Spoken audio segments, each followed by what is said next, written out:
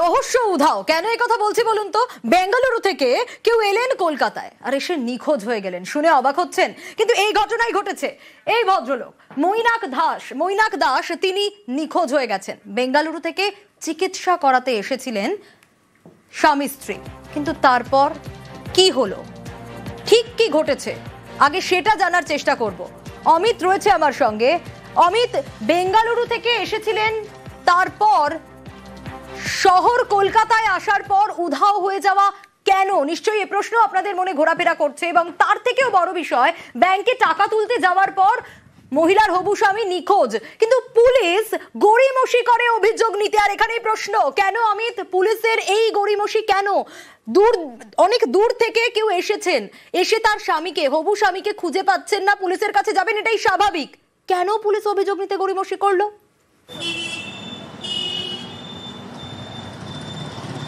দেখো, পুলিশ যে গড়িমসি করেছে এমনটাই অভিযোগ আনছেন নিখোঁজ হয়ে যাওয়া মৈনাক দাসের হবু স্ত্রী যেটা অভিযোগ করছেন যে কালকে বিকেল 4:50 তার হবু স্বামী মৈনাক দাসের সঙ্গে ফোনে কথা হয়েছিল এবং 10 থেকে 15 মিনিটের মধ্যে তিনি ফিরে আসছেন গেস্ট হাউসে। কারণ তারা ব্যাঙ্গালোর থেকে মুম্বাই থেকে তারা শহর কলকাতায় এসেছিলেন এবং রাজারহাটে তারা উঠেছিলেন, কারণ ওই সংলগ্ন এলাকাতে একটি হাসপাতালে তার হবু স্ত্রী চিকিৎসা চলছে এবং চিকিৎসা করানো হয়ে গেছে এবং শনিবার রাতের ফ্লাইটে তাদের ফিরে যাওয়ার কথা ছিল।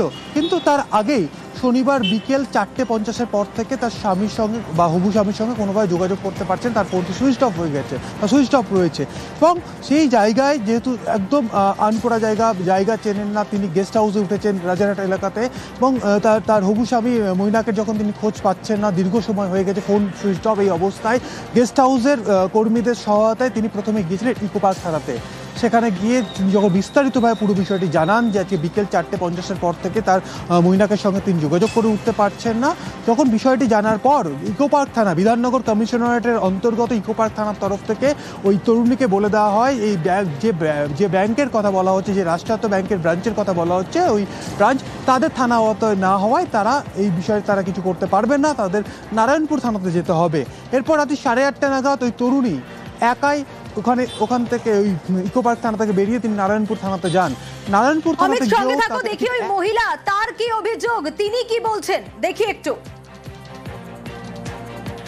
ফার্স্ট আমরা ইকো পার্ক থানায় যাই, তো ওখানে গিয়ে বললো যে তোমার জুরিসডিকশন কি বা কিছু, উনি দেখিয়ে বললেন নারায়ণপুর। তো আমি নারায়ণপুরে গেলাম, ওনারা সব কথাবার্তা বললেন, সব জানলেন, জেনে উনি বললেন যেহেতু উনি উবার করে SBI-তে নেমেছে অ্যান্ড এক্স্যাক্টলি ওই SBI-টা বাগুইহাটির আন্ডারে পড়ে। তাই বাগুইহাটি থানায় গেলাম। উনি ফার্স্টেই আমাকে বলেন যে তুমি কি করে জানলে যে উনি SBI গেছে। কিন্তু আমি আবার ব্যাক করলাম নারায়ণপুর থানায়, ওয়েট করার পর 12টা সামথিং ওরা জিডি নিলেন, তখন অলরেডি 2 তারিখ হয়ে গেছে।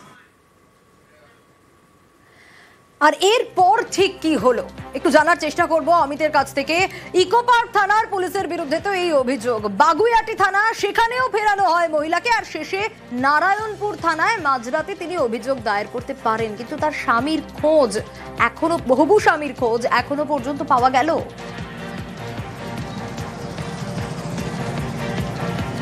না, মৈনাক দাসের খোঁজ এখনো পর্যন্ত পাওয়া যায়নি। মৈনাক দাসের ফোন কিন্তু সুইচ অফ রয়েছে। এবং তোমায় জানিয়ে রাখবো যে নারায়ণপুর থানা তখন যাকে ফিরিয়ে দিলেন, বললেন যে ওই ব্রাঞ্চ হচ্ছে বাগুইহাটি থানা এলাকায়।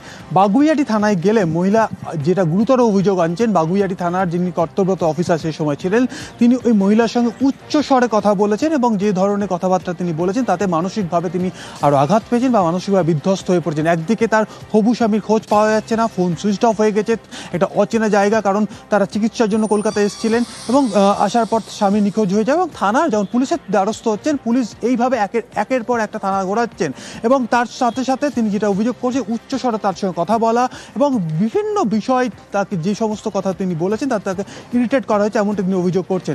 আবার তিনি বাধ্য হয়ে আবার তিনি রাত্রি 12টা নাগাদ ফিরে আসেন নারায়ণপুর থানাতে এবং সেখানে অনেক আবেদন অনুরোধ করার পর পুলিশ কিন্তু অভিযোগ নিচ্ছে। কিন্তু প্রশ্ন যেটা উঠছে, যেখানে আইনে বলা রয়েছে যে কোনো মহিলা বিপদে পড়লে, রাস্তায় বিপদে পড়লে তিনি তার সংলগ্ন যে এলাকায় তিনি বিপদে পড়ছেন সংলগ্ন প্রথম থানা বা কোনো পুলিশ অফিসারের সঙ্গে তার যদি দেখা হয় বা রাস্তায় যদি বিপদ হয়, যে পুলিশ অফিসারকে তিনি অভিযোগ করবেন বা তিনি বিষয়টি জানাবেন, সেই পুলিশের কর্তব্য বা সেই থানার কর্তব্য জিরো FIR করা। অর্থাৎ এখানে ইকো পার্ক থানায় তিনি প্রথমে গিয়েছিলেন বিপদে পড়ে, সেক্ষেত্রে ইকো পার্ক থানার কিন্তু উচিত ছিল বা দায়িত্ব ছিল যে জিরো FIR করা। কারণ একজন তরুণী তিনি অভিযোগ করছেন যে তিনি বিপদে পড়ছেন, তার হবু স্বামীকে পাচ্ছেন না, তার ফোন সুইচ অফ হয়ে গেছে, তিনি নিখোঁজ। সেক্ষেত্রে এখানে ইকো পার্ক থানার কিন্তু উচিত ছিল জিরো FIR করা এবং পরবর্তী সময় তারা অনুসন্ধান করে কিন্তু তারা পরবর্তীতে যদি দেখা যেত এটি বাগুইআটি থানার মধ্যে পড়ে, তাহলে তারা কিন্তু বাগুইআটি থানার হাতে কিন্তু মামলাটি হস্তান্তর করতে পারতেন। কিন্তু ইকো পার্ক থানা সেটা করলেন না। ইকো পার্ক থানা নারায়ণপুর থানায় পাঠালেন, নারায়ণপুর থানা একইভাবে তাকে পাঠিয়ে দিলেন বাগুইআটি থানা। বাগুইআটি থানাতেও তাকে হেনস্থার শিকার হতে হলো, তিনি ফিরে এলেন আবার নারায়ণপুর থানায়। অবশ্যই রাত্রি 12টার সময় নারায়ণপুর থানায় একটি জিডি করছে, অর্থাৎ একটি নিখোঁজ ডায়েরি করেছে এবং তিনি এই মুহূর্তে আইনজীবীরও দ্বারস্থ হয়েছেন। আইনজীবীও কিন্তু একই প্রশ্ন তুলছেন, যেখানে আইনের প্রভিশন রয়েছে, আইনের ল প্রভিশনই রয়েছে যে জিরো FIR করা যায়, তাহলে ওই তরুণী যখন প্রথম বিপদে পড়ে ইকো পার্ক থানায় গেলেন, তাহলে সেখানে কেন জিডি করা হলো না বা কেন মহিলার সঙ্গে কথা বলে কেন অভিযোগ নেওয়া হলো না? বেশ,